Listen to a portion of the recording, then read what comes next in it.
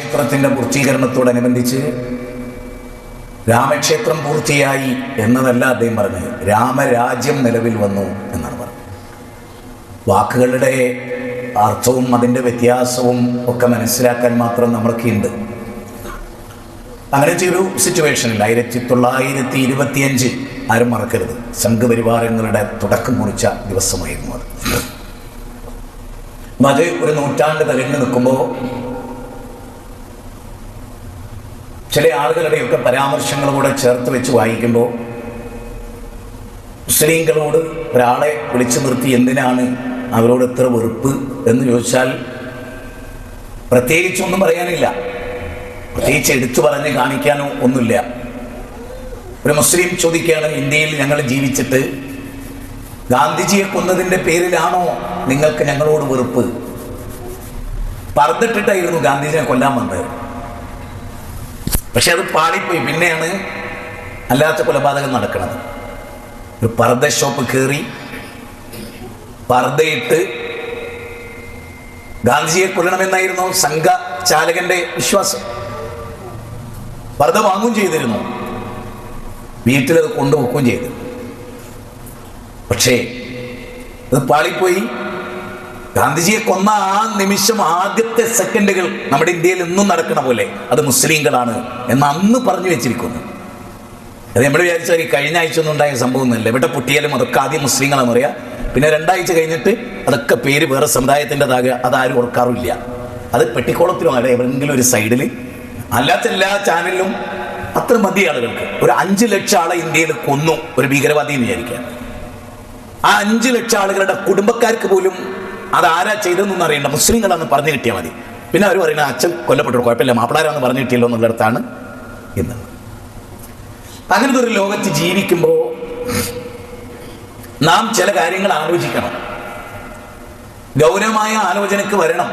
അതിൽ ഏറ്റവും പ്രധാനമായതാണ്, ഒരു രാജ്യത്തിൻ്റെ പൗരനാകണമെങ്കിൽ എന്തെല്ലാം വേണം.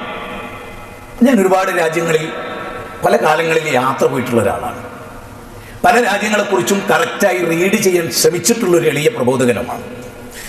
ഇവിടേക്ക് ഇരിക്കുന്ന പല ആളുകളും ഗൾഫ് പോയിട്ടുണ്ടാവും.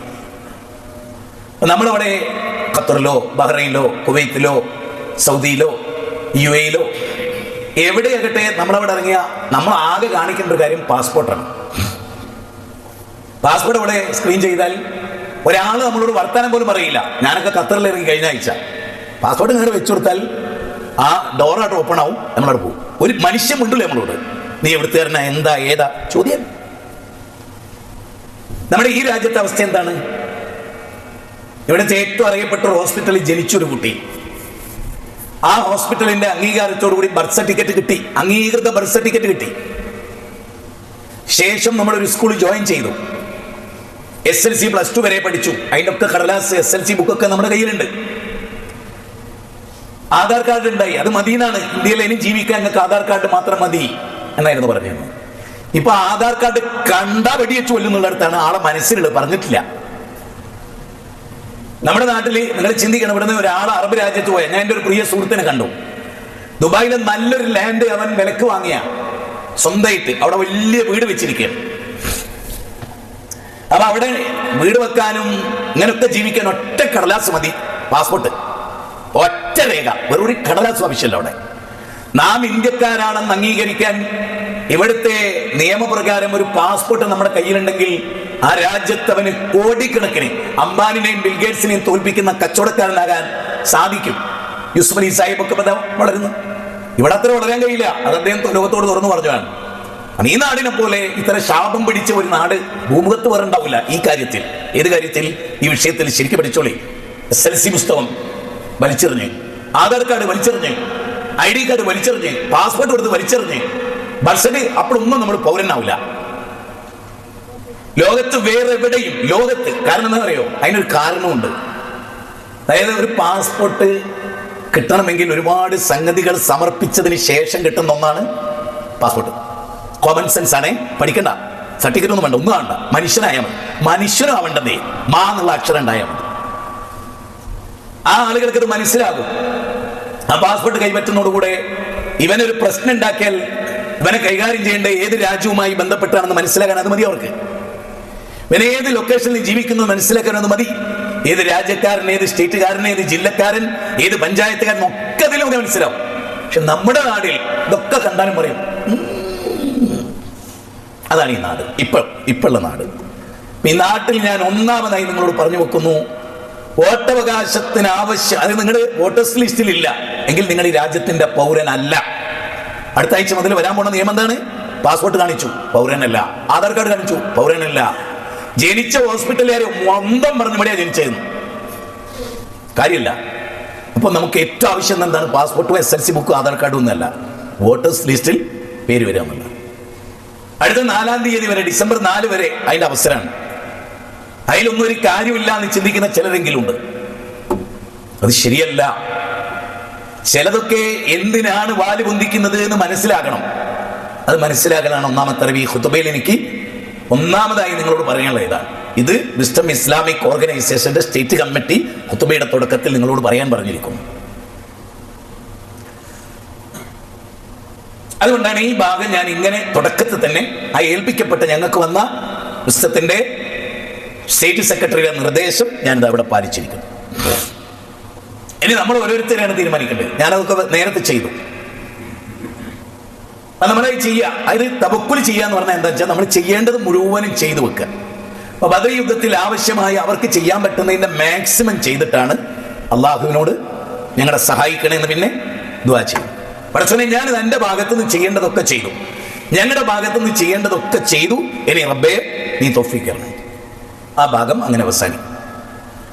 ഇനി നമ്മളൊക്കെ സാധാരണഗതിയിൽ ഭരണാധികാരികൾ മോശമാകുമ്പോൾ നമ്മൾ അവരെ പറ്റി പറയും, ഞാൻ നിങ്ങളൊക്കെ പറയാറുണ്ട്. ഒരു ജനാധിപത്യ രാജ്യത്തിൽ പറയുകയും വേണം. ഇസ്ലാമിക ഭരണകൂടത്തിൽ പറയാൻ പാടില്ല, അതിന് വേറെ നിയമമാണ്. ഒരു ഭരണാധികാരിയെ പബ്ലിക്കിൽ, ഒരു ഭരണകൂടത്തിൽ, ഇസ്ലാമിക ഭരണകൂടത്തിൽ പബ്ലിക്കിൽ വിമർശിക്കാൻ പാടില്ല. അതിന് നിയമം വേറെയാണ്, അതിന്റെ കാരണം വേറെയാണ്. അത് വിവരിക്കേണ്ട ഖുതുബ ഇതല്ല.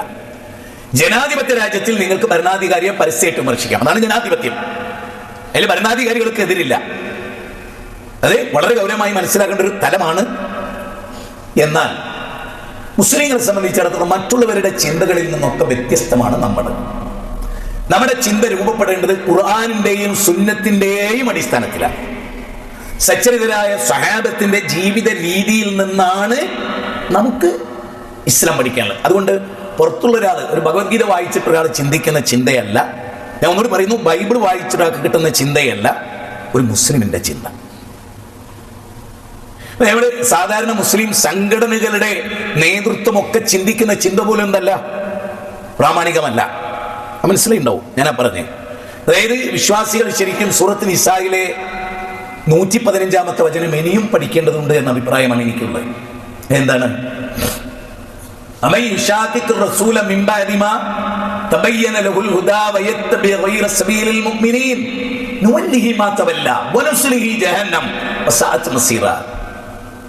ദുനിയാവിൽ ഒരു തീക്കുണ്ടാരുണ്ടാക്കി അതിലേക്ക് എറിയപ്പെട്ട ആളാണ് ഇബ്രാഹിം നബി അലൈഹി ഇസ്ലാം. അദ്ദേഹത്തിന് തണുപ്പായിരുന്നു, ഒരു പൂന്തോട്ടത്തിൽ ഇരിക്കുന്നവനെ പോലെ എന്നാണ് അതിനെപ്പറ്റിയുള്ള വ്യാഖ്യാനം. ഒരു പൂന്തോട്ടത്തിൽ ഒരാൾ നല്ല തണുത്ത കാറ്റൊക്കെ ഏറ്റിരിക്കുന്ന പോലെയാണ് ആ തീയിൽ അദ്ദേഹം ഇരുന്നത്.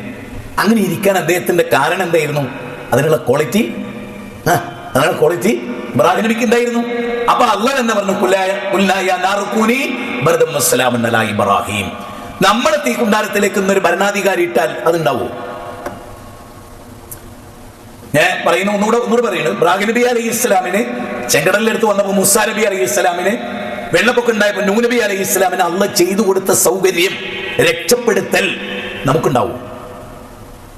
ഏതൊരു ജലത്തിന്റെ മാറി നിൽക്കലിലാണോ മോസസ് പ്രവാചകനും അനുയായികളും നടന്ന് ഒരു ബുദ്ധിമുട്ടില്ലാതെ, കാലി ചളിയിൽ പൂണ്ടുപോകാതെ അവർ നടന്നു കയറിയത്, അതേതിലും നടന്ന ആളാണ് ആര്? ഫിറൗൻ. പക്ഷെ അതെന്ത് ചെയ്തു? അതുവരെ മൂസാ നബിയും അനുയായികളെ നാട് വിട്ട് ഓടിപ്പിച്ച വ്യക്തിയെ നിമിഷം കൊണ്ടല്ലാകൂ. ഞാനത് പറയുമ്പോൾ മുമ്പ് ഉപയോഗിച്ചൊരു പദം ഇപ്പൊ എന്റെ മനസ്സിലേക്ക് ഓർമ്മ വരികയാണ്. അതെന്താണ്? ഒരു ഏതാനും സെക്കൻഡുകൾക്കപ്പുറത്ത് പിടിക്കപ്പെട്ടത് തന്നെ മൂസ എന്ന് പറഞ്ഞ ആളുകളാണ് ആര്? മുസ്ലിങ്ങൾ. അതായത് കഴിഞ്ഞു, ഇനി ജീവിതമല്ല. ഫിറൗനും കൂട്ടരും പിടിച്ചു, നമ്മൾ നശിച്ചു, ഇനി നമുക്ക് രക്ഷയില്ല, ഒരു കടലാസ് ഉണ്ടായിട്ട് എനിക്ക് കാര്യമല്ല. അങ്ങനെ വിചാരിച്ചു. ഏതാനും സെക്കൻഡ് മുമ്പ് ഫിറൗനും കൂട്ടരുടെ മനസ്സിൽ എന്തായിരുന്നു?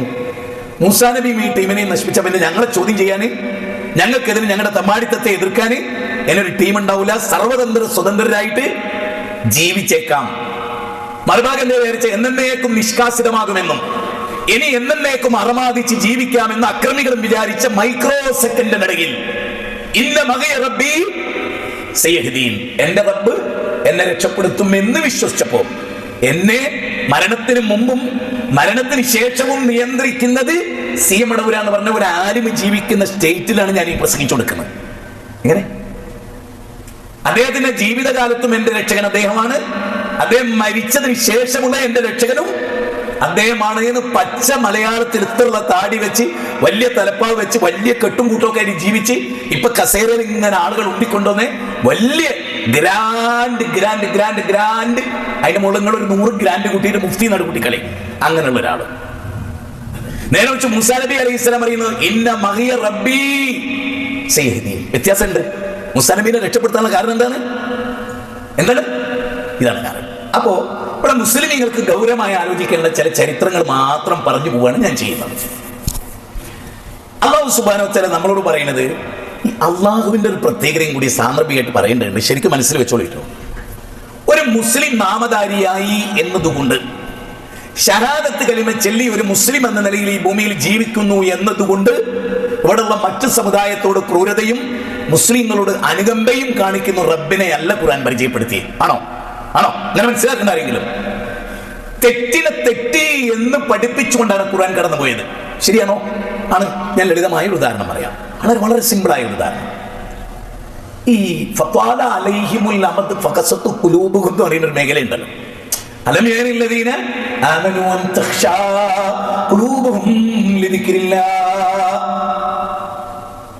ആയത്ത് സൂറത്ത് ഹദീദിലെ 50-ാം അധ്യായത്തിലെ 16-ാമത്തെ വചനം. അവിടെ അല്ലാഹ് പറയുന്നത് എന്താണ്?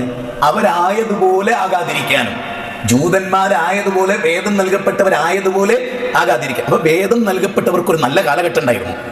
ശരിക്കും ചിന്തിക്കുക. വേദഗ്രന്ഥം നൽകപ്പെട്ട ആളുകൾക്കൊരു നല്ല സുവർണ കാലം ഉണ്ടായിരുന്നു. അതേതായിരിക്കും?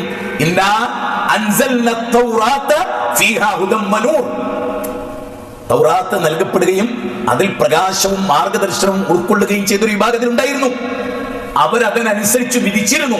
എന്നിട്ട് ഖുർആൻ പറയണത് കാലം മുന്നോട്ട് പോയപ്പോ അവർ അതിൽ കടത്തിക്കൂട്ടുകയും അതിനെതിരായി വിധിക്കുകയും തന്നിഷ്ടങ്ങളെ പിൻപറ്റുകയും താകൂത്തുകളെ തേടി പോവുകയും ചെയ്തു. ഒരു ഉദാഹരണം. ഇപ്പൊ നമ്മൾ വെള്ളിയാഴ്ചയിലാണല്ലോ. ഈ വെള്ളിയാഴ്ച ഉണ്ടായ ഒരു സംഭവം പറയാം. ഇമാം ബുഖാരിയിൽ അതുണ്ട്. ഇമാം ബുഖാരിക്ക് ഇമാം അഹ്മദ് ബിൻ ഹംബൽ റിപ്പോർട്ട് ചെയ്തിട്ടുണ്ട്. ഇമാം ബുഖാരിയിൽ അതുണ്ട്. ഇമാം മുസ്ലിം റിപ്പോർട്ട് ചെയ്തിട്ടുണ്ട്. ജാബിർ റളിയല്ലാഹു അൻഹു അത് വിവരിക്കുന്നുമുണ്ട്. എന്താണ്? വെള്ളിയാഴ്ച ജുമയ നടക്കുകയാണ് മദീനയിൽ. മദീന പള്ളിയിൽ ജുമയ നടക്കുകയാണ്. ഇതുപോലെ ഒരു ജുമയ നടക്കുകയാണ്. അവിടെ മാർക്കറ്റിൽ, മദീന മാർക്കറ്റിൽ ഒരു ഒട്ടകപ്പുറത്ത് ഭക്ഷണ സാധനവുമായിട്ട് ഒരു സംഘത്താണ്. ഈ ഒച്ചയും ബഹളവും കേട്ടിട്ട് മതി ഖുതുബ കേട്ടത് എന്ന് കരുതി സഹാബികളാണ് ഇറങ്ങിപ്പോണെന്ന് ഓർക്കണം. സഹാബികളാണ് ഇറങ്ങിപ്പോണത് എന്ന് ഓർക്കണം. 12 ആൾ ഒഴികെ ഉഹദ് മലയില് 14 ആള് പോലെ പിന്നെ 36 ആൾ ഇറങ്ങിപ്പോയി. ഇവിടെ 12 ആൾ ഒഴികെ ബാക്കിയുള്ള മുഴുവൻ ആളുകളും ഇറങ്ങിപ്പോയി. അപ്പൊ ജാബിർ റളിയല്ലാഹു അൻഹു പറയാണ്, ആ സംഭവത്തെ പുരസ്കരിച്ചുകൊണ്ട് തിരുദൂതർ പറഞ്ഞൊരു വാചകമുണ്ട്. ഈ 12 പേരും കൂടെ അവരോടൊപ്പം ഇറങ്ങിപ്പോവുകയും ഞാൻ മിമ്പറിൽ ഒറ്റക്കാകുകയും ചെയ്തിരുന്നുവെങ്കിൽ അല്ലാഹുവാണ് സത്യം, എന്റെ ആത്മാവ് ആരുടെ കൈകളിലാണോ അവൻ തന്നെയാണ് സത്യം. നിങ്ങൾ എല്ലാവരും എന്നെ വിട്ട് ഈ മിമ്പറിൽ ഞാൻ മാത്രം അവശേഷിക്കുകയും നിങ്ങൾ മുഴുവൻ ആളുകളും ഇവിടെ നിന്ന് ഇറങ്ങി മാർക്കറ്റിൽ ദുനിയാവിന്റെ പിന്നാലെ, അതാണ് ഹദീസിന്റെ പ്രയോഗം, അതാണ് ദുനിയാവിലെ ഭക്ഷണ പദാർത്ഥങ്ങളുടെ പിന്നാലെ നിങ്ങൾ പോയിരുന്നുവെങ്കിൽ അഗ്നി നിങ്ങളെയും കൊണ്ട് ഒഴുകുമായിരുന്നു. ആ പ്രയോഗം തന്നെ അങ്ങനെ, അഗ്നി നിങ്ങളെയും കൊണ്ട് ഒഴുകുമായിരുന്നു. ഇനി 2 പോയിന്റാണ് പറയുന്നത്. ബനു ഇസ്രായേലുകളോട് അവരുടെ ജുമ ദിവസം ശനിയാഴ്ചയായിരുന്നു. എനിക്ക് ഇതൊരു അത്ഭുതമായിട്ടാണ് തോന്നുന്നത്. ആ മതവിശ്വാസികൾ കള്ള കൽപ്പിച്ചെടുത്ത് വെള്ളിയാഴ്ച എന്നുള്ളത് ശനിയാഴ്ചയായിരുന്നു. അവരുടെ ജുമ നടക്കുന്നത് ശനിയാഴ്ചയാണ്. അന്ന് അവർക്കൊരു വിലക്കുണ്ടാക്കി, എന്ത്? മീൻ പിടിക്കരുത്. അവരെന്ത് ചെയ്തു? വലിയ ഗട്ടറുണ്ടാക്കി മത്സ്യം, അന്ന് മാത്രം പ്രത്യേക പരീക്ഷണം ഉണ്ടാക്കിയിരുന്നു ആ ശനിയാഴ്ച. മത്സ്യങ്ങളൊക്കെ കടലിന്റെ മേലെ വന്ന് ഇങ്ങനെ കാണാറില്ലല്ലോ, സാധാരണ ശ്വസിച്ചോണ്ട് ചൂണ്ടിട്ട് ഇങ്ങനെ അങ്ങനെ അവർക്ക് വന്ന് നിൽക്കും. അപ്പൊ ആരും ഏത് മീൻ പിടിക്കാൻ തോന്നുന്നു അത് പിറ്റേന്നില്ല, തലേന്നുമില്ല. അവസ്ഥ ഒരു പരീക്ഷണമായിട്ട് അള്ളാഹു നിശ്ചയിച്ചവിടെ കൊടുത്തു. അപ്പൊ അതിനെ വലിയ ഗട്ടറുണ്ടാക്കിയിട്ട് ആ ഗട്ടറിലേക്ക് ഇവര് ആക്കിയിട്ട് അതിന്റെ കവാടം, കടലിലേക്കുള്ള കവാടം അവരടച്ചു കളയും. അപ്പൊ എന്തായി? കൈയോട് പിടിച്ചിട്ടില്ല. നോക്കണം, അള്ളാഹിനെ പറ്റിക്കുന്ന രീതി നോക്കണം. ഇനി അവരെ പറ്റി ചിന്തിക്കേണ്ട 5 പോയിന്റുകൾ. അപ്പൊ ഈ തെറ്റ് അവർ ചെയ്യുമ്പോൾ ഒരു വിഭാഗം ആളുകൾ ഈ തെറ്റ് ചെയ്യാതെ മാറി നിന്നു. ശരിക്കും ഇന്ന് മുസ്ലിം സമുദായത്തെ നമ്മൾ നോക്കിയാൽ നമുക്ക് കാണാൻ പറ്റും. ഒരു വിഭാഗം ആളുകൾ മാറി നിന്നു, ഒരു വിഭാഗം ആളുകൾ ഈ തെറ്റിൽ തുടർന്നു, ഒരു വിഭാഗം ആളുകൾ ഈ തെറ്റിനെതിരെ ശബ്ദിക്കാൻ തീരുമാനിച്ചു. 3 കാര്യങ്ങളാണ്. ഒന്ന്, തെറ്റ് ചെയ്യാത്ത ഒരു കൂട്ടർ. മറ്റൊന്ന്, തെറ്റ് ചെയ്യുകയും തുടരുകയും ചെയ്യുന്ന ഒരു കൂട്ടർ. മൂന്നാമത്തെ ഒരു കൂട്ടരോ തെറ്റ് ചെയ്തതുമില്ല, തെറ്റിനെതിരെ ശബ്ദിക്കാൻ തീരുമാനിക്കുകയും ചെയ്തു. ഇത് ശരിക്കും പഠിക്കണം, മനസ്സിലാക്കണം. ഇത് മനസ്സിലാക്കിയാൽ മാത്രം പോരാ, പ്രവൃത്തി പദത്തിൽ കൊണ്ടുവരണം. വൈദികാലത്ത് ഉമ്മത്തും മിൻഹും ലിമ തഅലൂന ഖൗമനില്ല ഔ മുഹ്ലികുഹും ഔ മുഅദ്ദിബുഹും അദാബൻ ശദീദാ ഖദു മഅദറതൻ ഇലാ റബ്ബികും വലഅല്ലഹും യത്തഖൂൻ. 7-ാം അധ്യായം 164-ാമത്തെ വചനം ഖുർആൻ നമ്മളെ പഠിപ്പിക്കണം. എന്ത്? അപ്പോ ആദ്യം പറഞ്ഞു എന്ത്? തെറ്റ് ചെയ്യുന്നൊരു കൂട്ടർ, ആ തെറ്റിൽ തുടരുന്നൊരു കൂട്ടർ, തെറ്റ് ചെയ്യാത്തൊരു കൂട്ടർ. ആ തെറ്റിനെതിരെ അവരെന്ത് ചെയ്യുന്നില്ല? സമരം ചെയ്യുന്നില്ല, മൗനം ദീക്ഷിക്കുന്നുണ്ടാതിരിക്കണം. ആ കൂട്ടർ തെറ്റിനെതിരെ ശബ്ദിച്ചവരോട് ചോദിക്കുന്ന ചോദ്യമായിട്ടാണ് അള്ളാഹ് നമുക്ക് പഠിപ്പിച്ചത്. നിങ്ങൾ എന്തിനാണ് വൈദികാലത്ത് ഉമ്മത്തും മിൻഹും ലിമ തഅലൂന ഖൗമനില്ല, അള്ളാഹ് ശിക്ഷിക്കാൻ തീരുമാനിച്ച, അള്ളാഹ് ശിക്ഷാ നടപടി എടുക്കാൻ തീരുമാനിച്ച, നശിപ്പിക്കാൻ തീരുമാനിച്ച ഒരു ജനതയെ പോലെ പാട്ടിന് വിട്ട പോരെ? നിങ്ങൾ പിന്നെ അതിന്റെ ഇടക്ക് കയറി ഇത് പറഞ്ഞിട്ട് കൂടുതൽ വഷളാക്കണോ രംഗം? ഇന്ന് നമ്മൾ ഞാനൊക്കെ നേരിടുന്ന ഏറ്റവും വലിയ പ്രശ്നങ്ങളിൽ ഒന്നാണ്. ഇതിനാണ് അങ്ങനെയൊക്കെ പറഞ്ഞത് ചളാക്കണത് എന്ന് ആളുകൾ ചോദിക്കാൻ. അപ്പൊ അവിടെ എന്താണ് നമുക്ക് സംഭവിക്കുന്നത്? അവിടെ ഇവര് പറയുന്നത് എന്താണ്? അവര് നശിപ്പിക്കുകയോ നശിപ്പിക്കപ്പെടുകയോ കല്ലെടുക്കണ തീരുമാനമാണ്. ഞങ്ങളുടെ ബാധ്യത ഒരു തെറ്റ് കണ്ടാൽ വമൻ ജാഹദഹും ബിയദിഹി ഫഹുവ മുഅ്മിൻ വമൻ ജാഹദഹും ബിലിസാനിഹി ഫഹുവ മുഅ്മിൻ വമൻ ജാഹദഹും ബിഖൽബി ഫഹുവ മുഅ്മിൻ. അബ്ദുല്ലാഹി ഇബ്നു മസ്ഊദ് റളിയല്ലാഹു അൻഹു റിപ്പോർട്ടാണ്. ഇവിടെ നമ്മൾ കാണുന്നത് എന്താണ്? തിന്മകൾ ഉണ്ടാകുന്ന ഒരു ലോകത്ത് ആ തിന്മക്കെതിരെ ശബ്ദിക്കാതിരുന്നാൽ സംഭവിക്കുന്നത് പിന്നെന്താ? ആ തിന്മ ചെയ്തവരെ അള്ളാഹു എന്ത് ചെയ്തു? നിന്യന്മാരായ കൊരങ്ങന്മാരാക്കി മാറ്റി. ഇവിടെ നമ്മളൊരു കാര്യം പ്രത്യേകം ഓർക്കണം. മുസ്ലിമീങ്ങൾ, അന്നത്തെ മുസ്ലിമീങ്ങൾ, നമ്മൾ ജൂതന്മാരെന്ന് പറയുന്നവർ മുസ്ലിങ്ങളായിരുന്നു എന്ന് അങ്ങനെ ഒരു പോയിന്റ് കൂടി ഉണ്ട് അതിലേന്ന്. പിന്നെ അവർ ജൂത സമുദായം എന്ന് വിളിക്കപ്പെട്ട ഹിസ്റ്ററിയിൽ വേർതിരിവാണ്. അതിന് കാരണമുണ്ട്, അത് ഞാൻ പറയാം പിന്നീട്. സഹോദര, അള്ളാഹ്ക്ക് കീഴ്പ്പെട്ടവരായിരുന്നു അവർ. അതുകൊണ്ട് അവർക്ക് ജുമ ഉണ്ടായത്, അതുകൊണ്ട് അള്ളാഹ് നിശ്ചയിച്ചു കൊടുത്തത് ആ ദിവസം അവർ ആ തെറ്റ് ചെയ്യും. ഏതുപോലെ നേരത്തെ കണ്ട പോലെ മദീനത്തെ മാർക്കറ്റിൽ ഒട്ടകപ്പുറത്ത് ഭക്ഷണ സാധനം വന്നപ്പോ ഖുത്ബ നടക്കവേ ആഖിറത്തിലേക്ക്. അതുകൊണ്ടല്ലേ എന്ത് പറഞ്ഞേ? ഈ ജുമ കഴിഞ്ഞാൽ ഫന്തശ്റൂ ഫിൽ അർള്, ഇന്നൊക്കെ പോയിക്കൂടായിരുന്നോ? ആ ജുമേന്റെ ടൈം അവിടെ ഇരുന്നൂടായിരുന്നോ എന്ന് ഖുർആൻ ചോദിക്കണം. അതുകൊണ്ടാണ്, അല്ലാതെ വെറുതെ ഇറങ്ങിയൊരാഴ്ചല്ല. അത് നമ്മൾ ഓതുന്നുണ്ട്, പക്ഷെ നമുക്ക് അറിയില്ല. അന്നെങ്ങാനും ഈ 12 പേർ ഇറങ്ങിപ്പോയിരുന്നെങ്കിൽ അഗ്നി തായ്വര ഉണ്ടാകുമായിരുന്നു എന്നാണ് നബിയുടെ പ്രയോഗം. അഗ്നിയുടെ തായ്വര, വെള്ളം കുത്തി ഒഴുകുന്ന പോലെ തീ നിങ്ങളെ കത്തിച്ചുകൊണ്ട് കടന്നു പോകുമായിരുന്നു. ശരിക്കും സുബൈ ജമായത്ത് നിസ്കരിക്കാത്തവരെ പറ്റി അല്ലാഹുവിന്റെ റസൂൽ എന്താ പറഞ്ഞു? അവരുടെ വീടുകൾ അഗ്നിക്കിരയാക്കാൻ എനിക്ക് തോന്നിപ്പോയി. ഇവിടെ ഒരു വിഷയം അള്ളാഹു നമുക്ക് പഠിപ്പിച്ചിരിക്കുകയാണ്. അതെന്താന്ന് ചോദിച്ചാല്, കടുത്ത ഭരണാധികാരികൾ ലോകത്തുണ്ട്. ഹജ്ജാജ് ബിൻ യൂസുഫിന്റെ കാലത്ത് കടുത്ത നിലപാടുകളായിരുന്നു അദ്ദേഹം എടുത്തിരുന്നത്. അതിശക്തമായ നിലപാടെടുത്ത ഹജ്ജാജ് ബിൻ യൂസുഫിനെ കുറിച്ച് പിന്നെ ഇറാഖിലെ ഭരണാധികാരിയായിട്ടുള്ള വ്യക്തിയോട് ഒരാള് പരാതി പറയണം. എന്താ പരാതി പറയുന്നത്? അവിടെ ഖലീഫയോട് മാലിക് ബിൻ മർവാനോട് അവർ സമീപിച്ചിട്ട് പറയാണ്, എന്താ ഹജ്ജാജ് ബിൻ യൂസുഫ് വളരെ കടുത്ത മനുഷ്യനാണല്ലോ, ജനങ്ങൾ അദ്ദേഹത്തിന്റെ കാഠിന്യം കൊണ്ട് പൊറുതിമുട്ടിയിരിക്കുന്നു എന്നാണ് പറയുന്നത്. അപ്പൊ അദ്ദേഹം പറഞ്ഞു, മലിക് നോക്കൂ, നിങ്ങൾ ഖലീഫ അബ്ദുൽ മലിക് ഇബ്നു മർവാനിന്റെ മറുപടി അങ്ങനെ പറയരുത്, അദ്ദേഹത്തിലേക്ക് കുറ്റം ചാർത്തി നിങ്ങൾ പറയരുത്. പോയിന്റാണേ, ശരിക്കും ശ്രദ്ധിക്കണം. അദ്ദേഹം കഠിനഹൃദയനാണെന്നും വളരെ കടുത്ത നിലപാടെടുക്കുന്നുണ്ടെന്നും അത് നിങ്ങൾക്ക് താങ്ങാനാകാത്തതാണെന്നും ശരി. പക്ഷേ അങ്ങനെ ഒരാൾ അള്ളാഹ് നിശ്ചയിക്കാനുള്ള കാരണക്കാർ നിങ്ങളാണ്. ഇനി പഠിച്ചോളി, ഇനി നമ്മൾ ഇന്ത്യയിൽ പഠിച്ചോളി. കേന്ദ്രം ഭരിക്കുന്നത് എന്തുകൊണ്ടാ? ഈ തുടർഭരണം ഉണ്ടല്ലോ, ഓൾ ഇന്ത്യ ലെവലിൽ ഒരേ ആശയാണ് ഭരിക്കപ്പെടുന്നത്. നമ്മൾ പറയും ഇന്ന സ്റ്റേറ്റ് അങ്ങനെ നല്ല കേട്ടോ.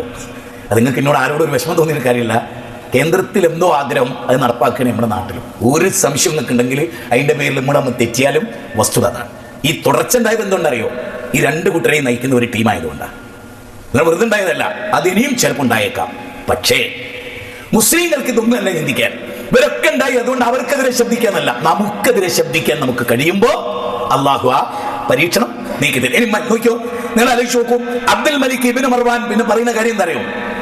ഹജ്ജാജ് എന്നവൻ ജനങ്ങൾക്ക് മേൽ അള്ളാഹുവിന്റെ ഒരു ശിക്ഷയാണ്. അദ്ദേഹത്തിന് മറുപടി എന്താണ്? അള്ളാഹുവിന്റെ ശിക്ഷയാണ് ഹജ്ജാജ് ഇബ്നു യൂസുഫ് എന്ന വ്യക്തി. അത് വെറുതെ ഉണ്ടായതല്ല. അടുത്ത വാചകം എന്താ? അത് വെറുതെ ഉണ്ടായതല്ല. എന്താ കാരണം? നിങ്ങൾ ദുഷിക്കുകയും നിങ്ങൾ തിന്മയിൽ ആപതിക്കുകയും നിങ്ങൾ വ്യാപകമായി സിന കൊണ്ടാടുകയും അളവിലും തൂക്കത്തിലും കൃത്രിമം കൊണ്ടാടുകയും നമസ്കാരത്തിൽ അനാസ്ഥ കാണിക്കുകയും ഖളാ വരികയും ചെയ്തത് കൊണ്ടാണ് അവനെ അള്ളാഹു നിങ്ങളുടെ ഭരണാധികാരിയാക്കിയത്. അപ്പൊ വിഷയം എന്താ? സിമ്പിൾ. ഞാൻ ഇന്ന് രാവിലെ മുതൽ എനിക്ക് ഉറങ്ങണമെന്നുണ്ടായിരുന്നു. നല്ല ക്ഷീണമായതുകൊണ്ട്, ഭയങ്കര പ്രശ്നം ശബ്ദത്തിനൊക്കെ ഉള്ളത് കൊണ്ട് എന്നോട് കുറച്ച് ഉറങ്ങിക്കൊള്ളാനൊക്കെ നിരന്തരം ഞാൻ ഇന്നലെ ഹോസ്പിറ്റലിൽ ഡോക്ടറെ കാണിച്ചിട്ട് വരാം, ഉറങ്ങാൻ വേണ്ടി പറഞ്ഞു. ഞാൻ ഒരൊറ്റ വാചകം ഓർത്തിട്ട് എനിക്ക് ഉറങ്ങാൻ പറ്റിയില്ല. അതെന്താണെന്നറിയോ? ഒരു ഹോസ്പിറ്റലിൽ നമ്മൾ എത്തുകയാണ്. അപ്പോൾ ഡോക്ടർമാരെ പെട്ടെന്ന് പരിശോധിക്കും. ഇന്നലെ ഒരു സംഭവം ഉണ്ടായി. എൻ്റെ ഒരു പ്രിയപ്പെട്ട സുഹൃത്തിൻ്റെ ഒരു കുട്ടിക്ക് ചെറിയ ഫുട്ബോൾ കളിച്ചുകൊണ്ടിരിക്കുമ്പോൾ ചെറിയൊരു പരിക്ക് പറ്റും. പക്ഷെ അവരത് അത്ര കെയർ ആക്കിയില്ല.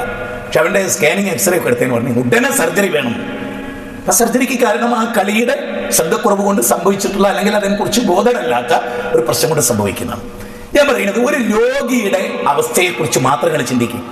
ആ രോഗിയോട് ഡോക്ടർ പറയും നിങ്ങൾക്ക് ഇന്ന രോഗമാണ്, അതിൻ്റെ കാരണം നിങ്ങളുടെ നിരന്തരമായ പുകവലിയാണ്. രോഗത്തെ ചീത്ത പറഞ്ഞാൽ അങ്ങനെ ഉണ്ടാവും. ഞാൻ ഒന്നുകൂടി പറയാം, ഈ ആരോഗ്യത്തെ പിൻവലിച്ച് ഈ രോഗാണുക്കൾ അവിടെ വിഹരിക്കാൻ കാരണക്കാരനാരാ? രോഗാണുവിനെ ചീത്ത പറയാം, നിക്കോട്ടിനെ ചീത്ത പറയാം, കറൻസി ഉണ്ടാക്കുന്ന മദ്യത്തിലടങ്ങി ആൽക്കഹോളിനെ തെറി പറയാം. അതുപോലെയാണ് നമ്മളിന്ന് എന്ത് ചെയ്യുന്നത്? ഭരണാധികാരികളെയും ഞാനും നിങ്ങളെ അടക്കമുള്ളവര് യഥാർത്ഥത്തിൽ എന്താ ഇവിടെ സംഭവം? ഇതൊക്കെ ഇവിടെ വരാനുള്ള കാരണം നമ്മളാണ്. അതിന്റെ കാരണം ഞാൻ ഒറ്റ പോയിന്റ് വേണ്ടത് പറയാം. ഇന്ന് കേരളത്തിൽ കല്യാണ രംഗത്ത് മാത്രമുള്ള തിന്മ നമ്മൾ എടുക്കുക. 1000 തിന്മ മുസ്ലിങ്ങൾക്കിടയിൽ എടുത്താൽ 10 തിന്മ പോലും ഹൈന്ദവർക്കിടയിൽ നമുക്ക് എണ്ണാൻ പറ്റില്ല. ഒരു ഹിന്ദുവിന്റെ കല്യാണത്തിന് 10 തിന്മ പോലും, അതായത് ഭയങ്കര അസ്വസ്ഥത. നിങ്ങൾ സോഷ്യൽ മീഡിയയിൽ കല്യാണവുമായി ബന്ധപ്പെട്ട് നടക്കുന്ന ഏതെങ്കിലും ഒരു വീഡിയോ, ഒരു ഹിന്ദുവിന്റെ വളരെ മോശമായ ഒരു കല്യാണം നിങ്ങൾ കണ്ടിട്ടുണ്ടോ? ഉണ്ടോ? ആരുടേതാണ്? ഏറ്റവും വൾഗറായ കല്യാണങ്ങൾ ആരുടേതാണ്? എല്ലാ വിഷയത്തിലും തിന്മയിൽ ഏറ്റവും മുൻപന്തിയിലേക്ക് കുതിക്കുന്ന സമുദായം ഏതാണ്? ആ സമുദായത്തിന്റെ വിലാപം എന്താണ്? നമ്മുടെ പ്രാർത്ഥന എന്താണ്? പടച്ചോനെ കേന്ദ്രത്തിൽ അടുത്തേതെങ്കിലും നല്ലൊരു പ്രസ്ഥാനത്തെ എത്തിച്ചാണ്. ഉണ്ടാവില്ല കേട്ടോ. ഈ ആഴ്ചത്തൊക്കെ തിന്മ മാത്രം മുസ്ലിങ്ങൾ എടുത്താൽ അത് ഉണ്ടാവുമെന്ന് ഞാൻ പ്രതീക്ഷിക്കുന്നില്ല. നമ്മൾ ശരിക്കും മനസ്സിലായിക്കൊള്ളി. ഈ നിമിഷം മുതൽ നോക്കൂ, നിങ്ങൾ ഈ ഹജ്ജാജ് ഇബ്നു യൂസുഫുമായി ബന്ധപ്പെട്ട ഒരു സംഭവം കൂടെ പറയാം. അനസ് റളിയല്ലാഹു അൻഹു ഈ ഹജ്ജാജ് ഇബ്നു യൂസുഫിന്റെ ളുഹ്ർ നിസ്കാരം ഒരല്പം പിന്തിയപ്പോ അതിനെതിരെ സംസാരിക്കാൻ അനസ് റളിയല്ലാഹു അൻഹു എഴുന്നേറ്റ് നിൽക്കുന്ന ഒരു രംഗമുണ്ട് ചരിത്രത്തിൽ. അനസ് റളിയല്ലാഹു അൻഹു എഴുന്നേറ്റ് നിന്ന് ഇയാൾ നിസ്കാരത്തിൽ ഖളാ വരുന്നതിനെ, അപ്പം ഹജ്ജാജ് ഇബ്നു യൂസുഫിന്റെ സ്വഭാവം അറിയാവുന്നതുകൊണ്ട് അനസ് റളിയല്ലാഹു അൻഹുവിന്റെ സഹോദരങ്ങളൊക്കെ തടഞ്ഞു. പിന്നെ അദ്ദേഹം എന്ത് ചെയ്തില്ല, അവിടെ നിന്നില്ല. ആ ളുഹ്ർ നീട്ടിക്കൊണ്ടുവന്നൊരു സദസ്സിൽ അദ്ദേഹത്തിന്റെ ഒട്ടകപ്പുറത്ത് കയറി പോകാൻ നേരം തിരിഞ്ഞു നിന്ന് പറയുന്ന ഒരു വാചകമുണ്ട്. നിങ്ങൾക്ക് വെറുതെ അല്ല ഹജ്ജാജ് ഇബ്നു യൂസുഫിനെ അല്ലാഹ് ശിക്ഷയായി നിയോഗിച്ചത്. നിങ്ങൾ ലാ ഇലാഹ ഇല്ലല്ലാഹ് എന്നത് മാത്രമാണ് ഇപ്പൊ മുസ്ലിം ഉമ്മത്തിൽ നിലക്കുന്നത്. ഞങ്ങളൊക്കെ റസൂലിന്റെ കൂടെ ജീവിച്ചിരുന്ന പലതും ഇന്നില്ല. അപ്പോൾ അവർ തിരിച്ചു ചോദിച്ചു, അപ്പോൾ ഞങ്ങളൊക്കെ നിസ്കരിക്കണ്ടല്ലോ. ഉണ്ട്, നിങ്ങൾ നിസ്കരിക്കേണ്ടത് ളുഹ്ർ മഗ്‌രിബിന് നിങ്ങൾ നമ്മളെ പെണ്ണുങ്ങളെ കച്ചവടക്കാരെയൊക്കെ നോക്കൊണ്ടു ഒന്നിച്ച് അങ്ങനെ നിസ്കരിക്കുന്ന അതായത് നമ്മളെന്താ നിസ്കാരം ഉണ്ട്, നമ്മൾ വിചാരിക്കും ഭയങ്കര അള്ളാഹ്ക്ക് ഇഷ്ടമായി. ഇല്ല, അള്ളാഹ് വലിയ ധിക്കാരികളായ ഭരണാധികാരികളെ കേരളത്തിലും കേന്ദ്രത്തിലും നിയോഗിക്കുന്നത് എന്തുകൊണ്ടറിയോ? നമ്മളെ നിസ്കാരത്ത് ഖളാ വരുന്നുണ്ട്. ചിന്തിക്കാൻ പറ്റും നമുക്ക്? നിസ്കാരത്ത് ഖളാ വരുന്നോണ്ടാണ് ഇങ്ങനെ ഒരു നിയോഗം നമ്മൾ ചിന്തിക്കോ? അതിന് വേറൊരു വാചകം പിന്നെ അൽബാനിയൊക്കെ ഈ ഹദീസുമായി ബന്ധപ്പെട്ട് ചർച്ച നടത്തിയോ പറയുന്നുണ്ട്. നിങ്ങൾ ആരെങ്കിലും ഞാൻ പറഞ്ഞപ്പോ എനിക്ക് ഇന്ന് രാവിലെ ഇങ്ങനെ ഓരോ കാര്യങ്ങൾ പറഞ്ഞാൽ ചിന്തിക്കല്ലോ. നബി സല്ലല്ലാഹു അലൈഹി വസല്ലം ശക്തമായ ഒരു കാർമേഘം കണ്ടാൽ നബിയുടെ മുഖം വിവർണമാകും. അള്ളാഹിന്റെ ശിക്ഷ വരിക എന്ന് കരുതി ഇസ്തിഗ്ഫാറിനെ തേടും. നമ്മളോ കടുത്ത കാർമേഘം എന്ത് കുന്തമം നല്ലെന്താ നമ്മളെ കുഴപ്പം കൊണ്ടാണെന്ന് അവിടെയാണ് ഞാൻ പറയുന്നത്. ഇപ്പൊ 1 വർഷമായല്ലോ മഴ പെയ്യുന്നത് തുടർച്ചയായിട്ട് കേരളത്തിൽ അതിശക്തമായ കാർമേഘമാണ്. അതുപോലും ബേജാറുണ്ടാക്കേണ്ട കാര്യമാണ്. മുസ്ലിം സമുദായം കൃത്യമായി ഇസ്ലാമിനെ ഫോളോ ചെയ്താൽ തീരാവുന്ന പ്രശ്നമേ ഉള്ളൂ. പറങ്കിപ്പട കേട്ടിട്ടുണ്ടോ? പറങ്കിപ്പട സ്വാതന്ത്ര്യ സമര കാലഘട്ടത്തിലെ പറങ്കിപ്പട ഇന്ത്യയിലേക്ക് വന്ന് ആ പറങ്കിപ്പടയെ അള്ളാഹ് ഇന്ത്യയിലേക്ക് അയച്ചത് പോലും മുസ്ലിങ്ങളുടെ തെമ്മാടിത്തം ചെയ്തുകൊണ്ടാണ് അന്ന് സലഫി ഉലമാക്കൾ എഴുതിയത്. കോഴിക്കോട്ടെ മുസ്ലിങ്ങളുടെ ചരിത്രം എന്നൊരു പുസ്തകമുണ്ട്. അതിന്റെ 5-ാമത്തെ പേജിലുള്ള എന്താണെന്നറിയോ? അതിന്റെ 5-ാമത്തെ പേജിൽ മുസ്ലിങ്ങൾ സുഖലോലുപരായി ജീവിക്കാൻ തുടങ്ങുകയും അല്പസന്തോഷത്തിൽ അറമാദിച്ച് ജീവിക്കുകയും ചെയ്തപ്പോൾ അമിതമായ സുഖങ്ങളിൽ മതിമറക്കുകയും, അടുത്ത വാചകം എന്നറിയോ, മതശാസനകളിൽ നിന്ന് വ്യതിചലിക്കുകയും. ആ പുസ്തകത്തിൽ 5-ാമത്തെ പേജിലുള്ള എത്ര കൊല്ലം മുമ്പ് എഴുതിയ പുസ്തക, വ്യതിചലിക്കുകയും. അടുത്ത വാചകം എന്നറിയോ, സദാചാരങ്ങളുടെ വേദി ദുരാചാരങ്ങളുടെ കേളീകേന്ദ്രമായി മാറുകയും ചെയ്തു. സുന്നത്ത് നടക്കേണ്ട ഇടങ്ങൾ ബിദ്അത്ത്. പള്ളി പോലും അള്ളാനെ മാത്രം വിളിക്കാനാ പള്ളിയെന്നാ ഖുർആനിലെ. അവിടെ ഖുതുബിയത്ത് നടത്തി 1000 വട്ടം ആരെ വിളിക്കണേ? മൊയ്തീൻ ശേഖനെ. എന്നിട്ട് അദ്ദേഹം പറയാ, ഇത്തരം അനീതിക്ക് ദൈവിക ശിക്ഷ എന്ന നിലയിലാണ് പറങ്കികളുടെ ആഗമനം ഉണ്ടായത്. വകയല്ല എഴുതിയ വാചക പറയുന്നത്. പറങ്കികളുടെ ആഗമനം ഉണ്ടായതെന്താ? കൊണ്ടോട്ടി നേർച്ചണ്ടായതിന്റെ പേരിൽ, പട്ടാമ്പി നേർച്ചണ്ടായതിന്റെ പേരിൽ, ഇന്ന് കാണുന്ന വൃത്തികേടിന്റെ പേരിൽ, ഇന്ന് കാണുന്ന മുസ്ലിംമാരുടെ പേരിൽ നിന്ന് എന്റെ ഭാഷയിൽ. ഇന്നത്തെ മൊയ്ലിയാമാരെ കേരളത്തിൽ നിഷ്കാസിതമായാൽ അള്ളാന്റെ ശിക്ഷ മാറി നമുക്ക് നല്ല കാലം വരും. ഈ ഉദ്ധരണിയുടെ അടിസ്ഥാനത്തിലേ പറയും. ഇനി ഷെയ്ഖുൽ ഇസ്ലാം ഇബ്നു തൈമിയ ഒരു ചരിത്രമാണ്. ഷെയ്ഖുൽ ഇസ്ലാം ഇബ്നു തൈമിയ താർത്താരികളുടെ ചെങ്കീസ് ഖാന്റെ പട്ടോളം മംഗോളിയ കടന്നു വന്ന കാലത്ത് ഒരു സംഭവം ഉണ്ടായി. മുസ്ലിങ്ങൾ ദർഗയിലേക്ക് അഭയം തേടിക്കൊണ്ട് ദർഗയിലെ ഷെയ്ഖിനെ വിളിക്കാൻ വേണ്ടിയിട്ട് പോവുകയാണ്. ഷെയ്ഖുൽ ഇസ്ലാം ഇബ്നു തൈമിയ പറഞ്ഞ വാചകമാണ്. എന്താ അദ്ദേഹം പറയുന്നത് അറിയോ? അദ്ദേഹം പറയുന്നത് ഒറ്റ കാര്യമാണ്. അദ്ദേഹം പറയുന്നത്, ഓ ഏ സമൂഹമേ, അല്ലയോ ജനങ്ങളെ, എന്തൊരു കഷ്ടമാണ് നിങ്ങളുടെ കാര്യം. അദ്ദേഹം പറയുന്നത്, നോക്കൂ, നിങ്ങൾ ഉഹദ് തൗഹീദുള്ള സഹാബത്ത്, സുന്നത്തുള്ള സഹാബത്ത്, നബിയെ അച്ചട്ടനുസരിച്ച സഹാബത്ത് ഒരു നേരിയ അനുസരണക്കേട് കാണിച്ചപ്പോ ഉഹദിൽ പരാജയപ്പെട്ടുവെങ്കിൽ ശിർക്കുള്ള നിങ്ങളെ, അള്ളാഹുവിനെ ഉയരേണ്ട കൈകൾ ദർഗയിലേക്ക് ഉയർത്തിയ നിങ്ങളെ എങ്ങനെ ചെങ്കീസ് ഖാന്റെ ആ ശിക്ഷയിൽ നിങ്ങളെ രക്ഷപ്പെടുത്തും എന്ന് ഷെയ്ഖുൽ ഇസ്ലാം ഇബ്നു തൈമിയ അന്ന് എന്ന് പറഞ്ഞാൽ, ഞാൻ പറഞ്ഞില്ലേ, ആരാ മുദബ്ബിറുൽ ആലം എന്ന് വെച്ചാൽ അബൂജഹൽ പോലും പറഞ്ഞിരുന്നത് അള്ളാഹുന. അബു ആധുനിക അബു, ബാക്കിയുള്ള പേരുകൾ കൂട്ടിയാൽ മതി. ഞാൻ കൂട്ടിയിട്ട് ഇന്ന എല്ലാവരും തിന്നണ്ട. ആധുനിക അബുവിനോട് ചോദിക്കണം. അല്ല അബു, 14 നൂറ്റാണ്ട് മുമ്പ് അബുവിനോട് ചോദിച്ചപ്പോൾ അബു പറഞ്ഞ അള്ളയാണ്. എന്താ അബു എന്റെ അഭിപ്രായം? അത് ചിക്കടി മീത്തൽ അബൂക്കറാണ്, സീമടവൂരാണ്. അത് നാവുകൊണ്ട് ഉരിയാടിയിട്ട് ഇവിടെ അതൊക്കെ വന്നിട്ടില്ലെങ്കിൽ 40 വട്ടം ഇസ്ലാമിനെ നിഷ്കാസിതമാക്കുന്നവരുടെ കൂടെ പോയിരിക്കുന്ന മൊല്ലയായി ഈ മൊല്ലയും മൊല്ലയുടെ മകനും ഈ മൊല്ല ഉണ്ടാക്കിയ സുഫികളും പിന്നെ രക്ഷപ്പെടുവോ? എല്ലാ ശിർക്കിനോടും കോംപ്രമൈസ്, എല്ലാ തോന്നിയാസത്തോടും കോംപ്രമൈസ്. എന്തിന്?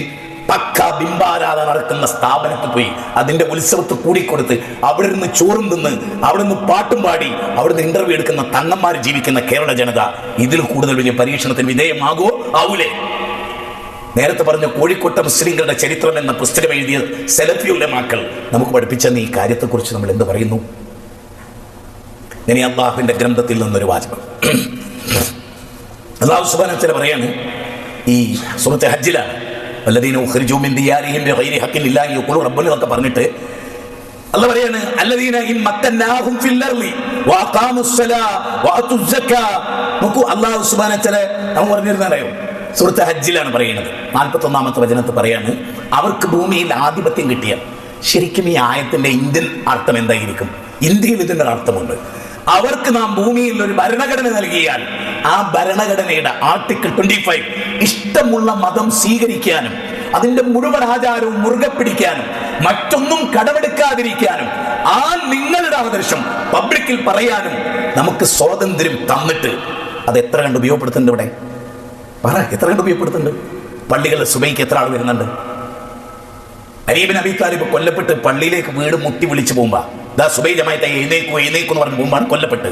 ഉമർ ഇബ്നു ഖത്താബ് റളിയല്ലാഹു മിഹ്റാബിൽ വെച്ച് കൊല്ലപ്പെട്ടു, നിസ്കരിക്കായിരുന്നു. ഖാലിദ് വലീദിന്റെ സൈന്യം ഏറ്റുമുട്ടിയപ്പോൾ റുസ്തം പോയി നോക്കി, എന്താ അവരുടെ അവസ്ഥ? അനാ ഇല്ലൈലി സാജിദൻ വഖായിമ. അതാണ് നമ്മുടെ അവസ്ഥ. അതാ കഴിഞ്ഞ ആഴ്ച മുസ്ലിം പെൺകുട്ടികളെ ബോധപൂർവ്വട്ടോ നമ്മുടെ മക്കളെ നമ്മൾ ആദ്യം പറഞ്ഞു കൊടുക്കേണ്ടത്, സ്കൂളിൽ വന്നിട്ട് ഇന്റർവ്യൂ നടത്തുന്ന ചില സംഭവങ്ങൾ ഉണ്ടാവും, അതിനോട് ഒരു നിലക്കും സഹകരിക്കുകയെന്നാണ് പഠിപ്പിച്ചത്. അത് ചെയ്യുന്ന SFIന്റെ നേതൃത്വത്തിലാണ്. ലിബറലുകളാണ്, ഞാനിത് തുറന്നു പറയാട്ടോ, ലിബറലുകളാണ്, SFI ആണ് അതിന്റെ പിന്നിൽ. മുസ്ലിം തട്ടമിട്ട പെൺകുട്ടികളെ മാത്രമാണ് അവൾ ഇപ്പം ഇന്റർവ്യൂ ചെയ്യുന്നത്. ശ്രദ്ധിച്ചിട്ടുണ്ടോ? എന്നിട്ട് ആ എട്ടും പൊട്ടും തിരിയാത്ത, വിവരമില്ലാത്ത, പക്വതയില്ലാത്ത, അരപ്പൈസക്ക് ബുദ്ധി വീട്ടിൽ നിന്ന് ബാപ്പയും നൽകാത്ത കുട്ടിയില്ലേ, ആ കുട്ടി പറയുന്ന വിവരക്കേടുകൾ കിട്ടുക, അത് വ്യാപകാക്കുക, അത് പ്രചരിപ്പിക്കുക, അതിന് സോഷ്യൽ മീഡിയയിൽ ഇഷ്ടം പോലെ വ്യൂവേഴ്സ് ഉണ്ടാകുക. എങ്ങനെ ഈ നാട് നന്നാവും? മുസ്ലിം പെൺകുട്ടികളിൽ 1000 പെൺകുട്ടികളെ കണ്ടാൽ 900 പെൺകുട്ടികളുടെ ചോപ്പും കാക്കയുടെ നാവിൻ്റെ ചോപ്പ്. കാക്ക കറുത്തിട്ടാ, കാക്കയുടെ നാവ് ചുവന്നിട്ടാ. അത് നിങ്ങൾ ആലോചിച്ചോ, കാക്കൻ്റെ നാവിന് ഒരു പ്രത്യേക ചോപ്പാ, ശ്രദ്ധിച്ചു നോക്കിയാൽ കാണാൻ പറ്റും. അതുപോലെ ചുണ്ട് ചോപ്പിച്ച ഈ പെൺവർഗം വർദ്ധിച്ച്, ഞാൻ അതും പറയുന്നു, 1000 സ്ത്രീകൾ നിന്ന്, 1000 ഹിന്ദു സ്ത്രീകൾ നിന്ന്, 1000 ക്രിസ്ത്യാനികൾ നിന്നാൽ 990 ചുണ്ട് ഒപ്പിച്ച് മാപ്പിളാരായിരിക്കും. അത്ര തന്നെ വേറെ ഇതൊക്കെ ഞാൻ വെറുതെ പറയല്ല, നിങ്ങൾ നോക്കിക്കോ, നിങ്ങൾ പരിശോധിച്ചോ. എങ്ങനെ അള്ളാഹു നബി സല്ലല്ലാഹു അലൈഹി വസല്ലമയുടെ ഒരു ഹദീസാണ്. ആ ഹദീസ് പറയുന്നത് അറിയാം, ഇവിടെ പറഞ്ഞ ഈ വാചകം പൂർത്തിയാക്കാം. അവർക്ക് ഭൂമിയിൽ ആധിപത്യം നൽകിയാൽ, ഇത് ശരിക്കും പറഞ്ഞാൽ ഇബ്നു അബ്ബാസിനെ പോലെയുള്ള ആളുകൾ ഇതിനെപ്പറ്റി പറയുന്ന ഒരു വാചകമുണ്ട്. ആധിപത്യം നൽകിയാൽ നമസ്കാരം നിലനിർത്തും, സക്കാത്ത് നൽകും, നല്ലത് കൽപ്പിക്കും, തെറ്റിൽ നിന്ന് വിരോധിക്കും. ഞാൻ ചോദിക്കും, നീ ഇന്ത്യ രാജ്യത്ത് നിസ്കരിക്കുന്നതിന് തടസ്സമുണ്ടോ? സക്കാത്ത് കൊടുക്കുന്നതിന് തടസ്സമുണ്ടോ? നന്മ കൽപ്പിക്കാനും തിന്മ വിരോധിക്കാനും ഇവിടെ വിലക്കുണ്ടോ എന്ന് പറഞ്ഞാൽ ഇവിടെയാണ് ആധിപത്യമുള്ളത്. അല്ല നിങ്ങൾക്ക് ആധിപത്യം തന്നിരിക്കുന്ന ഇന്ത്യയിൽ അത് ഭരണഘടനയാകുന്നു. ആ ഭരണഘടനയ്ക്ക് തുല്യമായി നിൽക്കുന്ന ഒന്നും ഇന്ത്യയിൽ മനുഷ്യൻ രചിച്ച കൂട്ടത്തിലില്ല. ആ ഭരണഘടനയാണ് ഇപ്പം നമുക്ക് പോലും പ്രതീക്ഷ. കാരണം അത് എഴുതിയ മതവിശ്വാസികളുടെ ഒരു സമൂഹമാണ്. അവർ മതത്തെ അവഗണിച്ചിട്ടില്ല. അതിൽ യുക്തിവാദികളുണ്ടായിരുന്നു, നിരീശ്വരവാദികൾ. എണ്ണത്തിൽ തുലവും വളരെ കുറവ്, 300 ചില്ലാനം ആളുകൾ ഇരുന്ന് ഭരണഘടന തയ്യാറാക്കുമ്പോൾ അതിലൊട്ടുമിക്ക ആളുകളും മതമൂല്യങ്ങളും മതഗ്രന്ഥങ്ങളെയും ബേസ് ചെയ്തിട്ടാണ് അതിലെ തത്വങ്ങൾ വരെ എഴുതി. ഒരുപാട് ഉദാഹരണം പറയാൻ പറ്റും എനിക്കതിന്, ആർക്കും നിശ്ചയിക്കാൻ കഴിയില്ല. ആ ഭരണഘടന പ്രകാരം നമുക്ക് പള്ളി ഉണ്ടാക്കാം, നമുക്ക് നിസ്കരിക്കാം, നമുക്ക് നോമ്പ് നോൽക്കാം. ആർട്ടിക്കിൾ 30 ആ 30 പ്രകാരം മതസ്ഥാപനം ഉണ്ടാക്കാം. ന്യൂനപക്ഷത്തിന് മതസ്ഥാപനം ഉണ്ടാക്കിയവരെ മതം മാത്രം അവിടെ പഠിപ്പിക്കാം. അത്രയും വലിയൊരു ഭരണഘടന ഉണ്ടായിട്ട് ഇവിടുത്തെ മുസ്ലിമീങ്ങൾ എന്താ ചെയ്യുന്നത്? പരിശോധിച്ചു നിങ്ങൾ എന്താണ് ഈ ഉമ്മത്ത് ചെയ്തുകൊണ്ടിരിക്കുന്നതെന്ന് പരിശോധിച്ചു. അള്ളാഹു സുബ്ഹാനഹു വ തആല പറയുന്നത് വേറൊരു കാര്യം കൂടെ പറഞ്ഞുകൊണ്ട് ഞാൻ ഈ ഭാഗം വൈൻഡപ്പ് ചെയ്യാം. അതെന്താണ്? അള്ളാഹു സുബ്ഹാനഹു വ തആല പറയാണ്, വഅദല്ലാഹുല്ലദീന ആമനൂ മിൻകും, സൂറത്തുൻ നൂറിലാണ് 55-ാമത്തെ വചനമാണ്. വഅദല്ലാഹുല്ലദീന ആമനൂ മിൻകും വഅമിലുസ് സ്വാലിഹാത്ത്. അതായത് അള്ളാഹു സുബ്ഹാനഹു നിങ്ങളിൽ വിശ്വസിക്കുകയും അതിന് ഈമാനുള്ളവരും സൽപ്രവർത്തികളുള്ളവരും അള്ളാഹു വാഗ്ദാനം ചെയ്യുന്നു. എന്താ വാഗ്ദാനം? അവരെ ഭൂമിയിൽ അവൻ പ്രതിനിധികളാക്കും. അതുപോലെ തന്നെ മുമ്പത്തെ സമൂഹത്തിന് നൽകിയതുപോലെ അവരുടെ മതത്തിൽ അവർക്ക് ആധിപത്യം നൽകും. ഭയത്തിന് ശേഷം അവർക്ക് സമാധാനം നൽകുകയും ചെയ്യും. പക്ഷെ ഒരു കണ്ടീഷൻ ഉണ്ട്, യഅ്ബുദൂനനി ലാ യുശ്രികു ബില്ലാഹി ശൈഅ. അവരെന്നെ മാത്രമായിരിക്കണം ആരാധിക്കുന്നത്. എന്നെ മാത്രം ആരാധിക്കുന്ന കാര്യത്തിൽ 55% മുസ്ലിങ്ങൾ ഇവിടെ ഉണ്ടായാൽ അവർക്ക് അധികാരമുണ്ട്, അവർക്ക് നിർഭയത്വമുണ്ട്. ഇപ്പൊ നമുക്ക് നിർഭയത്താണോ ഭയാണോ? എപ്പോഴാ ഇവിടെ നിന്ന് പോകേണ്ടി വരും. അതുകൊണ്ട് കഴിഞ്ഞ ദിവസം എന്നോട് ഒരു സുഹൃത്ത് തമാശ പറഞ്ഞ് വീട് പണി എടുപ്പിക്കണം എന്ന് വിചാരിച്ചു, നീ എടുക്കണില്ല. ഞാൻ അന്ന് അവനോട് പറഞ്ഞ വാചകം എന്താ അറിയോ? ഖിയാമത്ത് നാളിനോളം ഭീകരാണോ അത്? ആകാശം ഇങ്ങനെ ഇടിഞ്ഞ് തന്റെ തൊട്ടടുത്തെത്തിയാലും വെക്കണ മരം പൂർത്തിയാക്കാനാ പറഞ്ഞത്. അതാ പ്രതീക്ഷ. നമ്മൾ എടുക്കേണ്ട എല്ലാം എടുക്കണം. ഓരമാന്ന് നിങ്ങളെന്തേ പേരുണ്ടല്ലോ. എന്റെ സ്വന്തം ജീവിതം ഞാൻ വെടുപ്പാക്കിയാൽ ഇൻഷാ അല്ലാഹ് എന്നെ അള്ളാഹ് രക്ഷപ്പെടുത്തും. ഞാൻ എൻ്റെ കുടുംബത്തോടും സമൂഹത്തോടും അത് പറയും. ആവുന്നത്ര നന്നാക്കാൻ ഞാൻ ശ്രമിക്കും. എൻ്റെ തിന്മകൾ ആവുന്നത്ര ഞാൻ ഇല്ലാതാക്കും. എന്നിട്ട് ഞാൻ നന്മയുടെ വാഹകനാകും എന്ന് മാത്രം ഈ ഉമ്മത്തിലെ 1 കോടി കേരളക്കാർ തീരുമാനിച്ചാൽ ഇന്ത്യ മുഴുവൻ നന്നാവും. സർവശക്തനെ അനുഗ്രഹിക്കുമാറാകട്ടെ.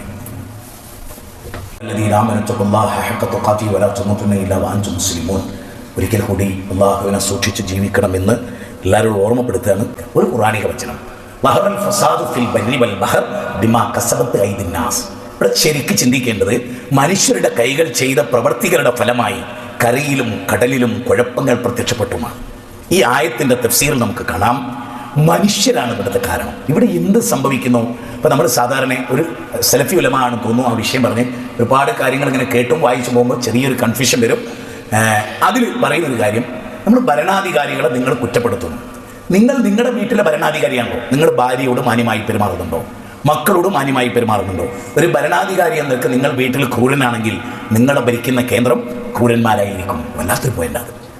സ്വന്തം വീട്ടിൽ നിങ്ങൾ ക്രൂരന്മാരായിരിക്കെ തന്നെ കേന്ദ്രത്തിന്റെ ക്രൂരതയെക്കുറിച്ച് നിങ്ങൾക്ക് ചെറിയൊരു വീട് കിട്ടിയപ്പോൾ തന്നെ നിങ്ങൾ ഇജാതി ക്രൂരന്മാരായി എങ്കിൽ ഒരു രാജ്യത്തിന് കിട്ടി നിങ്ങൾ എന്ത് ചെയ്യുമായിരുന്നു? എനിക്കത് വല്ലാതെ സ്ട്രൈക്ക് ചെയ്തൊരു പോയിന്റാണ്. അപ്പം ഞാനെങ്ങനെ ഇരുന്ന് ചിന്തിച്ചു, എൻ്റെ വീട്ടിൽ ഞാൻ അങ്ങനെ ഒരു ക്രൂരനാണോ?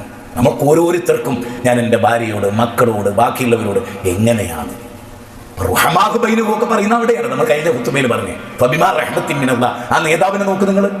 അപ്പോൾ ആ ഒരു അവസ്ഥയും കൂടെ നമ്മൾ ഇതിലൊക്കെ കാണണം. നമ്മളൊരു കടയുണ്ട്, നമ്മളതിൻ്റെ മുതലാളിയാണ്. തൊഴിലാളികളോട് നമ്മളെങ്ങനെയാണ്? നമ്മളവിടുത്തെ കുല്ലുക്കും റാഇൻ വകുല്ലുക്കും മസ്ഊലുൻ അൻ റഇയതിഹി. നമ്മൾ ഭരണാധികാരികളാണ് വീട്ടിൽ. ആ ഭരണാധിപൻ എന്താകണം? ഏറ്റവും നല്ല മനുഷ്യനാകണം. അപ്പം അയാൾക്ക് അല്ലാഹു കേന്ദ്രത്തിൽ അങ്ങനെ എല്ലാവരും ആയി ചേരുമ്പോൾ അപ്പോൾ നമ്മളിപ്പോൾ ചെയ്യേണ്ടത് എന്താണ്? ഒന്ന് ഉറപ്പിക്കേണ്ടത് നമ്മുടെ വോട്ടവകാശം ഉറപ്പുവരുത്തുക. 2, റബ്ബിനോട് ദുആ ചെയ്യുക. 3, നിലപാടുകളിലെ വൃത്തികേടുകളൊക്കെ ഒഴിവാക്കി നല്ല മനുഷ്യന്മാരാകുക. ഇസ്ലാമിക വിരുദ്ധ കല്യാണങ്ങളിൽ ഒന്നിൽ പോലും, അത് മൂത്താപ്പൻ്റെ ആയാലും പെങ്ങളതായാലും പോലും വിട്ടു നിൽക്കുക. ഇനി അത് പറയേണ്ടത് കേട്ടാത്, കല്യാണം സ്വന്തം കുടുംബത്തിലാണെങ്കിലും പെങ്ങളതാണെങ്കിലും സമ്പൂർണ്ണമായി വിട്ടു നിൽക്കുക. തോന്നിയാസാണ് അവിടെ നടക്കാൻ തോന്നിയാൽ എന്തേ വരാത്തത്? അത്തമാടിത്തത്തിൽ ഞാനില്ല. ഇന്ന് കേന്ദ്രം ഭരിക്കുന്ന ഇത്തരം ആളുകൾ അള്ള കൊണ്ടുപോയി വെച്ചത് ഈ ജാതി തോന്നിയാസം കൊണ്ടാണ്. എനിക്ക് റബ്ബിന്റെ ശിക്ഷ പേടിയുണ്ട്, ഞാനില്ല എന്ന് വാപ്പാനോട് പറയാം, പെങ്ങളോട് പറയാം, മോളെ പെങ്ങളെ എനിക്ക് പ്രിയപ്പെട്ടതാണ്, ഞാൻ നിനക്ക് വേണ്ടി ദുആ ചെയ്യും, എന്റെ കല്യാണത്തിൽ ഞാൻ ഉണ്ടാവില്ല. അപ്പൊ പിന്നെ എളാപ്പാന്റെയും മൂത്താപ്പാന്റെയും കൂട്ടുകാരെന്ന് ഞാൻ പറയേണ്ടതില്ലല്ലോ. അതുകൊണ്ട് നല്ലോണം ആ രംഗത്ത് ശ്രദ്ധിക്കുക. സർവശക്തനായ റബ്ബ് നമ്മെ അനുഗ്രഹിക്കുമാറാകട്ടെ. കൂടുതൽ കാര്യങ്ങൾ മനസ്സിലാക്കി എന്ത് സംഗതി നടന്നാലും, ഞാൻ പറഞ്ഞല്ലോ, ഒരു കാർമേഘം കാണുമ്പോൾ പോലും അള്ളാഹുവിന്റെ റസൂൽ മനുഷ്യരിലേക്കാ തിരിഞ്ഞ് നമ്മുടെ തെറ്റുകൊണ്ടുള്ള ശിക്ഷയായിരിക്കും, അല്ലാതെ അള്ളാഹ് ആ കാർമേഘം കൊണ്ടൊന്ന് ശിക്ഷിക്കുന്നു എന്ന നിലയിലല്ല ചിന്തിക്കേണ്ടത് എന്നാണ് പറഞ്ഞു വന്നതിന്റെ ആകത്തുക. സർവശക്തൻ നമ്മെ അനുഗ്രഹിക്കട്ടെ. എല്ലാവിധ ചിന്മകളിലും അള്ളാഹു നമ്മെ കാത്തു രക്ഷിക്കുമാറാകട്ടെ.